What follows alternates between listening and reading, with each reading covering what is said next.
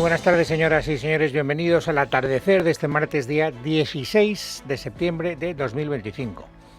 Si el gobierno, si Pedro Sánchez en definitiva pretendía utilizar la situación que se está viviendo en Gaza como una cortina de humo para, apartar la atención de asuntos que podían perjudicarle más, hay que decir abiertamente que lo ha conseguido.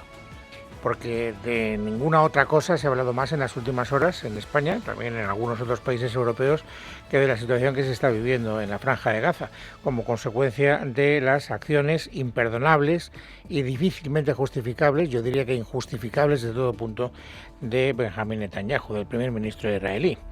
Bueno, saben que lo que ha colocado este asunto en primer lugar en el escenario informativo fueron los sucesos que se vivieron durante la última etapa de la Vuelta Ciclista a España, el domingo pasado. Es verdad que había habido episodios también en etapas anteriores, pero ninguno había llegado a alcanzar los decibelios y la contundencia y también la trascendencia mediática de lo que ocurrió en la última etapa.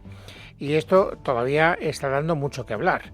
¿El gobierno qué cree? Lo digo porque hoy ha habido rueda de prensa posterior al Consejo de Ministros, ha hablado la ministra portavoz, y escuchando a la ministra portavoz, a Pilar Alegría, uno puede llegar a sus propias conclusiones. Y una de las conclusiones a las que yo llego, después de haber escuchado a Alegría, es que el gobierno cree que efectivamente haya encontrado una bandera a la que engancharse, no solo para apartar la atención de otros asuntos más perjudiciales para los intereses electorales del PSOE, sino para conectar con una parte del electorado más a la izquierda que hasta ahora estaba viendo al Partido Socialista con cierto desdén. Y una de las cosas más llamativas, por lo menos desde mi punto de vista, de la rueda de prensa de Pilar Alegría, es que ella ha querido establecer una especie de simbiosis, de identificación entre lo que es, a su juicio, un clamor popular muy extendido en nuestro país y la sensibilidad del gobierno. Algo así como Sánchez, el PSOE, ha sido capaz de conectar con esa sensibilidad mayoritaria del pueblo español y, a continuación, liderarla. La ciudadanía española se ha convertido en la voz de la conciencia de Europa. Una voz que ha manifestado claramente su posición contraria a la masacre que se está cometiendo en el pueblo de Palestina. Una voz en contra del genocidio y una voz a favor de los derechos humanos. Y, sinceramente, la ciudadanía española, ante esta dolorosa realidad y situación, ni se calla ni se esconde. Y creo que ese clamor popular va a ser una constante en el resto de los países europeos. Bueno, esto es lo que el gobierno quiere vendernos, yo creo que también colgándose la medalla. Quiere aparecer ante la opinión pública española como el primer actor que ha sido capaz de ir cambiando el clima de opinión pública con respecto a Israel, no solo en España, sino también en Europa y, por qué no, en el mundo. No le pone límites a la capacidad de influencia de Pedro Sánchez. Bueno, es verdad que el discurso no siempre se compadece con los actos. Una cosa es lo que se dice y otra cosa es lo que se hace.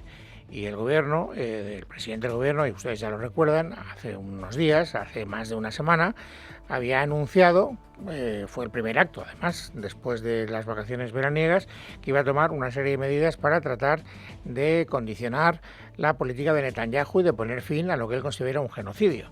Y había anunciado una serie de medidas, entre otras, un decreto para embargar las armas de Israel. Ese decreto, en principio, debería haberse aprobado hoy en el Consejo de Ministros, pero no se ha aprobado. Y esto es lo que ha suscitado una lluvia, un auténtico aluvión de críticas por parte de los partidos que están a la izquierda del Partido Socialista. Antes de la herida, Pilar Alegría se ha puesto la venda. Las cosas, evidentemente, hay que hacerlas bien. Es un Real Decreto complejo también en su redacción y, desde luego, la voluntad es, si no ha podido ser en este Consejo de Ministros, es traerlo lo antes posible, es decir, la semana que viene. Pero por favor, ninguna duda respecto a este tema y, sobre todo, el Gobierno trabaja con absoluta convicción y determinación para poder aprobar ese Real Decreto y traerlo al Consejo de Ministros lo antes posible. Me gustaría, Pilar Alegría, que no hubiera dudas en los partidos de la izquierda a propósito de la sinceridad del Gobierno, pero dudas a ver las haylas. Y no lo digo yo porque me lo invente, sino porque lo han explicitado algunos de los portavoces de los partidos que están a la izquierda del Partido Socialista. Uno de ellos, por ejemplo, se sienta, como la coalición Sumar, en la mesa del Consejo de Ministros. Antonio Maillo, que forma parte de Sumar y que es el secretario general del Partido Comunista, ha hecho declaraciones en Radio Nacional de España. Y ha dejado claro, clarísimo, nítido, prístino, que este retraso le viene fatal, No es normal que un anuncio de un presidente del gobierno pues no sea capaz de concretarse ni siquiera 8 días después. A nosotros nos parece un error que, digamos, quita fuerza al poder moral y de liderazgo moral que está teniendo España en la opinión pública mundial en su posición firme ante Israel, y evidentemente creo que no es una buena noticia que hoy no vaya al Consejo de Ministros. Bueno, esto es lo que dice Maillo, que coincide con lo que han dicho también los portavoces de Sumar. Es decir, escuchamos a Maillo para no escuchar en estéreo declaraciones que coinciden con esa línea argumental. No solo están enfadados por el retraso, que no terminan de entender, sino que además están dispuestos a presionar al gobierno para que no se dilate más. Deadline, plazo improrrogable. El Consejo de Ministros es la semana que viene. Y si no, que se atengan a las consecuencias. Bien, es verdad que las consecuencias, si uno escucha con atención a Maillo, tampoco son para tirar cohetes. Yo soy partidario de que si no va al siguiente, los ministros y ministras del espacio en el que Izquierda Unida pertenezca no vayan al Consejo de Ministros. ¿Abandonen el gobierno o no vayan a la reunión? No, que no asistan al Consejo de Ministros. No vamos a abandonar un gobierno que precisamente acaba de anunciar medidas que veníamos nosotros contemplando desde hace tiempo. O sea que, por supuesto que no. O sea, vamos a ver, no sé cuánto le queda a esta legislatura, pero aprovecharemos hasta el último fotograma de la legislatura, que nadie nos apee del gobierno antes de tiempo. Presionaremos, sí, de esa manera. Bueno, es verdad que el discurso es parecido, aunque, digamos, más contundente en labios de Yone Belarra, que es, como saben ustedes, la mandamás de Podemos. Como Podemos no forma parte del gobierno, se puede permitir el lujo de hablar con más contundencia, cosa que Belarra hace prácticamente todos los días. Y si se trata de meterse con Sánchez, de una manera especialmente, digamos, eficaz, desde el punto de vista dialéctico, por lo menos. Así que escúchenla en el día de hoy. Si un presidente del gobierno quiere hacer algo, no anuncia una medida y 2 semanas después tenemos un embargo de armas fantasma, que no existe, que está desaparecido. Lo normal, lo lógico en un gobierno serio es que primero se piensan las medidas, primero se preparan y después se anuncian. Esto evidencia que lo único que quieren es el titular.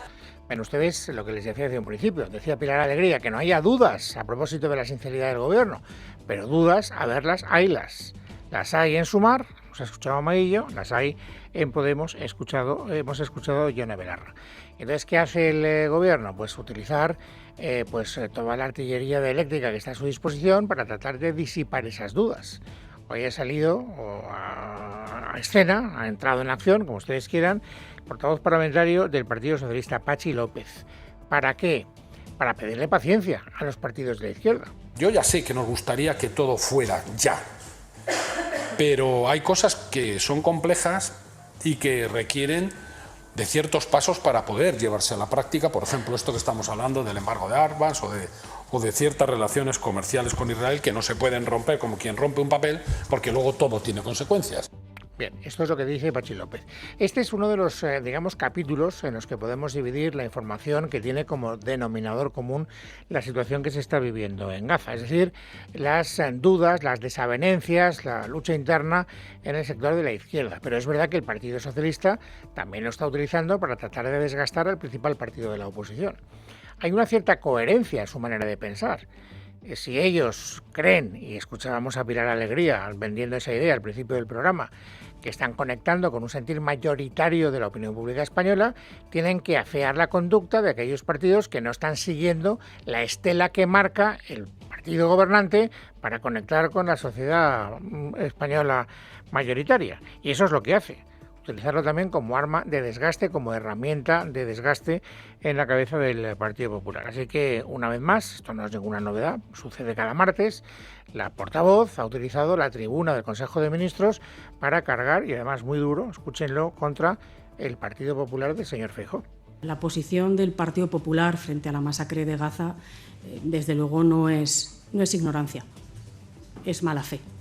Los insultos, las absolutas comparaciones indignas que hemos escuchado durante estos días de distintos dirigentes del Partido Popular, empezando por el señor Feijóo, para no condenar en ningún momento la masacre que se está produciendo en Gaza, les va a perseguir toda su vida política. La pregunta es verdad lo que dice Pilar Alegría? ¿Feijóo no ha condenado lo que está sucediendo en Gaza? Yo tengo para mí, es decir, tengo la memoria absolutamente fehaciente de que lo que dice la señora Alegría no es verdad, porque claro que el señor Feijóo ha condenado los sucesos de Gaza, verdad que a lo mejor no ha utilizado la palabra genocidio, pero desde luego ha sido muy contundente y ha querido dejar claro que en absoluto coincide, comparte o, en fin, valida la conducta del señor Netanyahu. Pero vuelvo a repetir, una cosa es lo que me ocurre y otra cosa es la interpretación que hacen los partidos políticos de lo que ocurre. Por lo tanto, Pilar Alegría quiere dar por bueno ese discurso para que todos nos creamos que el señor Feijóo no ha condenado lo que está ocurriendo en Gaza. Es más, quiere remachar un clavo y ahí probablemente tiene un poquito más de razón. ¿Cuál es ese punto de razón? Que el Partido Popular, que está muy incómodo en este debate, quiere huir de la palabra genocidio. Yo no sé cuándo se ha convertido más importante entrar en un debate del significado de la palabra genocidio antes que rechazar y condenar contundentemente la agresión que está sufriendo el pueblo gazatí. Vuelvo a repetir que son cosas distintas. Yo creo que la condena a lo que está sucediendo sí que ha salido con toda claridad de la voz del señor Núñez Feijóo. Lo del genocidio efectivamente es otra historia y revela hasta qué punto el Partido Popular no está cómodo en este debate, no está nada cómodo, nada cómodo. Cada vez que sale Núñez Feijóo, pues se ve que trata de hacer un cierto funambulismo político, lo hemos visto cuando ayer mismo veíamos cómo reaccionaba ante lo que ocurrió en la última etapa de la Vuelta Ciclista a España. Hoy no ha querido hablar, o sea, no quiere darle carta de naturaleza a este debate, tal vez por no hacerle seguidismo a esa táctica del partido gobernante de utilizar esto como una cortina de humo para que hablemos de esto y no hablemos de otras cosas. No sé si es por eso o es por incomodidad, no tengo ni la más remota idea, pero lo cierto es que a las 4:13 de la tarde no me consta ninguna declaración de Núñez Feijóo. Sí ha salido la portavoz parlamentaria del Partido Popular. ¿Y qué ha dicho? Lo que ha dicho es mejor que lo escuchen. Cuando la Corte Penal Internacional, que es la competente para establecer el delito de genocidio, lo diga, nosotros, como siempre, estaremos de acuerdo con las resoluciones judiciales. Ahora, lo que está ocurriendo es mucho más complejo. Es mucho más complejo. Y señalar a todos aquellos que no van detrás del gobierno y deshumanizarnos es gravísimo. Y por eso yo quiero pedirle al gobierno que haga una reflexión más allá del tacticismo electoral, de lo que está provocando, de lo que está metiendo en la sociedad española. Puede ser que tenga algo de razón Esther Muñoz, pero no estoy muy seguro de que por esa línea vaya a ganar la batalla de la opinión pública que está dando el gobierno. Tengo mis dudas. De hecho, el Partido Popular, que está muy incómodo, lo vuelvo a repetir, hablando del fondo de la cuestión, lo que hace es que trata de trasladar este debate a lo que ocurrió en la última jornada de la etapa de la Vuelta Ciclista a España, porque ahí es evidente que se produjeron hechos que el gobierno primero alentó, por las declaraciones previas del presidente del gobierno, y después no fue capaz de sofocar, porque la policía que estaba ahí tratando de mantener el orden había recibido órdenes de actuar con una moderación que impedía que los disturbios que se produjeron efectivamente se produjeran. Y además saben que es muy lacerante, pero desgraciadamente es así, que el gobierno, empezando por el propio presidente, cada vez que se ha referido a esos acontecimientos, ha hablado de protestas pacíficas. Bueno, todos sabemos que se produjeron heridas graves en 22 policías nacionales que estaban allí tratando de mantener el orden. Esto es lo que le indigna al Partido Popular y esto es lo que ellos quieren utilizar, digamos, como herramienta de combate. Es lo que quieren, en fin, subrayar para tratar de hacer que el debate perjudique más a los intereses del Partido Socialista que a los propios intereses del Partido Popular. De ahí que Esther Muñoz hoy haya vuelto a repetir una idea que ayer también repitieron varios dirigentes de su partido. No todas las personas que se manifestaron el domingo eran violentas, pero entre las personas que más se manifestaron el domingo había violentos. ¿Es violento lanzar vallas a la Policía Nacional? ¿Es violento poner en riesgo la vida de ciclistas para parar una carrera? Yo creo que sí, ¿no? Entonces, el gobierno lo que tiene que responder es ¿qué es lo que le parecía digno?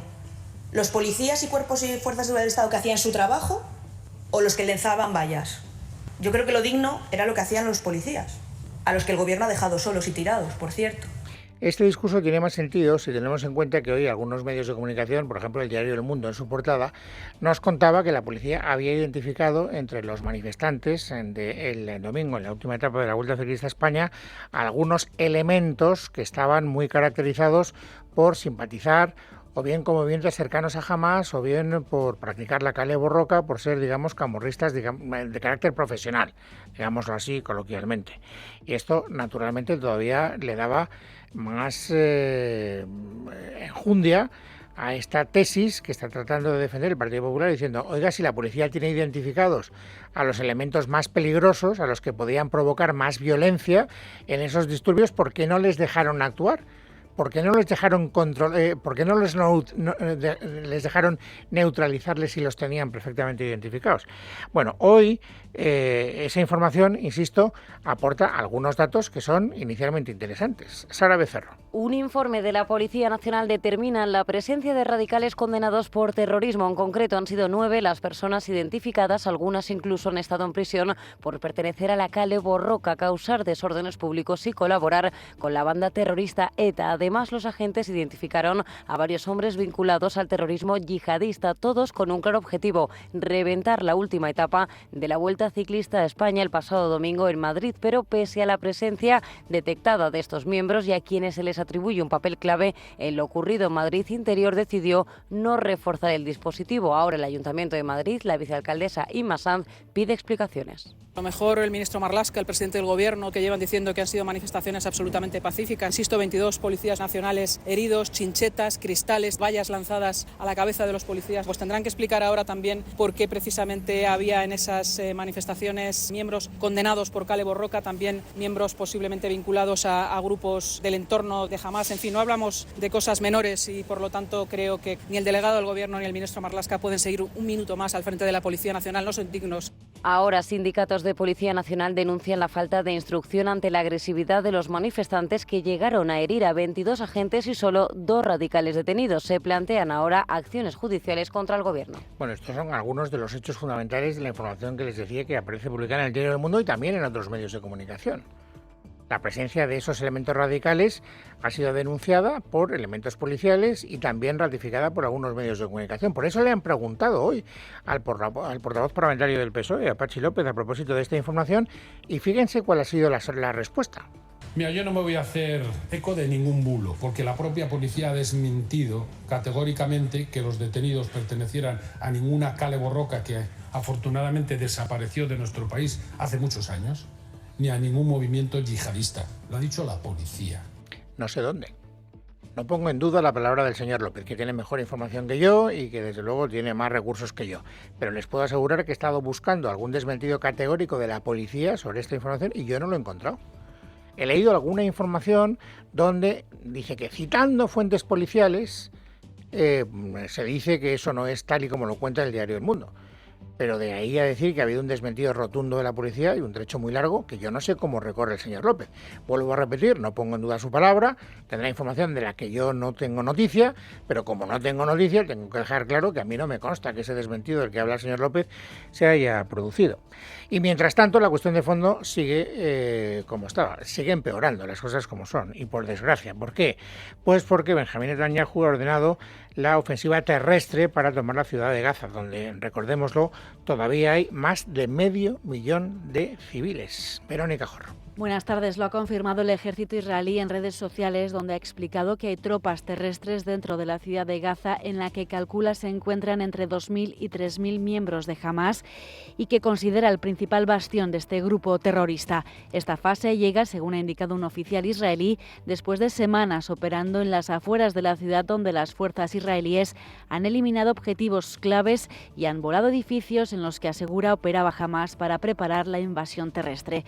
Por otro lado, la Comisión Internacional Independiente de Investigación de la ONU, que no habla en nombre del organismo mundial, afirma que se está produciendo un genocidio en Gaza, un informe que rechaza categóricamente Israel.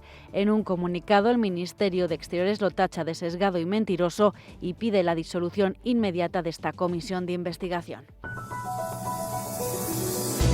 Es martes, es 16 de septiembre de 2025. Vamos, amigos, ahora a completar el paisaje informativo sobresaliente del día. Ángeles Hernández, bienvenida, buenas tardes. Buenas tardes, Luis. Hoy hemos conocido un extenso informe contundente de la Fiscalía Anticorrupción contra Santos Cerdán. La sección dirigida por Alejandro Luzón rechaza categóricamente la posibilidad de que el exsecretario de Organización del PSOE abandone la prisión al estimar que el peligro de destrucción y manipulación de pruebas sigue vigente debido a su rol principal en la red investigada como Tramacoldo. Además, le reprocha sus suposiciones sobre una posible persecución política. Miguel Ángel Pérez, buenas tardes. Buenas tardes. En un escrito de 14 páginas al que ha tenido acceso Libertad Digital, el fiscal jefe anticorrupción Alejandro Luzón apunta a la gravedad de los delitos cometidos por la organización criminal de la Tramacoldo, así como al papel director del propio Santos Cerdán. Señala el inicial estado de la investigación en lo referente al que fuera mano derecha de Pedro Sánchez, con diligencias probatorias avanzadas pero que todavía no han sido practicadas. También se refiere a la posibilidad de continuar relacionándose con otras personas responsables de los pagos realizados por las adjudicaciones amañadas, todavía pendientes de identificar, y por ende la capacidad que Santos Cerdán aún tiene para alterar y ocultar pruebas y condicionar a testigos o investigados en un procedimiento de gran complejidad. El fiscal aprovecha asimismo el escrito para reprocharle las conjeturas y las impertinentes consideraciones políticas plasmadas en los escritos de su defensa, que aducen que es víctima de una persecución política. Tras recibir este informe, el magistrado del Tribunal Supremo, Leopoldo Puente, tendrá ahora la última palabra sobre la puesta en libertad o no de Santos Cerdán.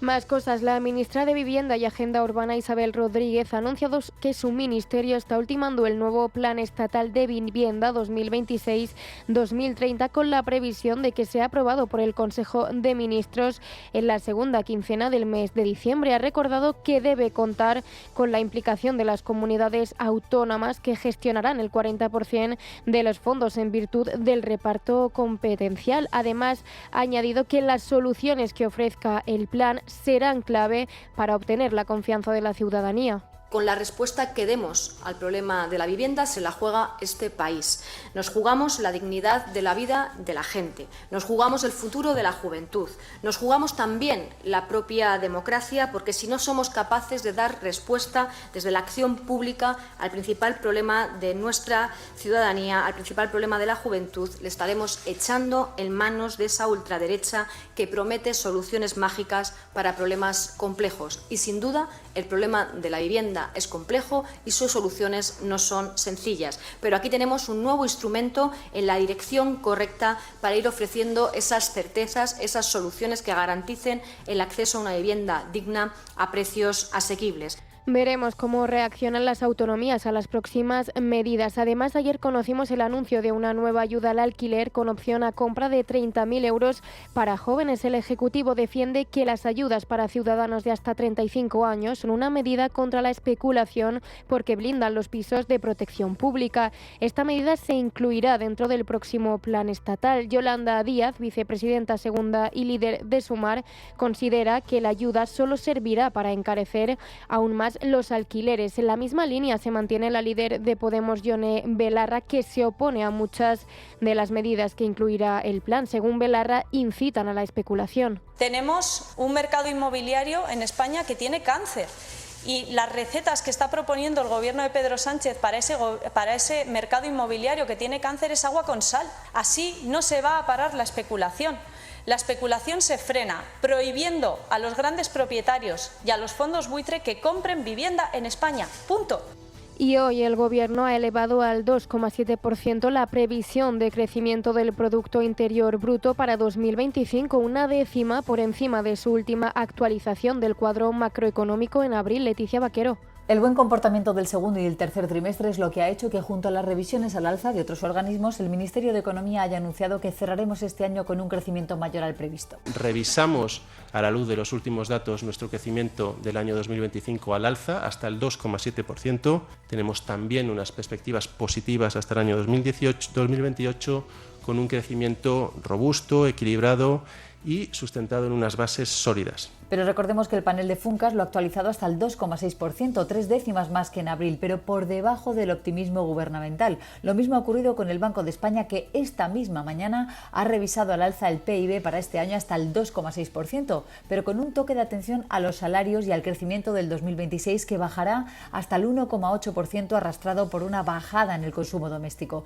Las familias tendrán que tirar de ahorros para mantener su consumo teniendo rentas inferiores, pero para Cuerpo, uno de los motores de la economía está en el empleo de mayor calidad y menor temporalidad, ha explicado, para acto seguido hablar del contexto internacional. La economía española, pese a ser el 10% del conjunto o del tamaño de la zona euro, el año pasado representó el 40% del crecimiento.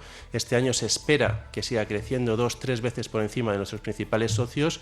El ministro de Economía ha defendido los signos claros de fortaleza de nuestra economía, más modernizada, ha dicho, cuya tendencia, según ha explicado, ha dado ya por recuperada desde la pandemia. Por último, noticia triste en el mundo del cine. El actor Robert Redford, director y protagonista de largometrajes como El golpe o Memorias de África, fallecido a los 89 años, según recoge The New York Times, mientras dormía en su casa de Utah. Enseguida contaremos un poco más sobre su vida.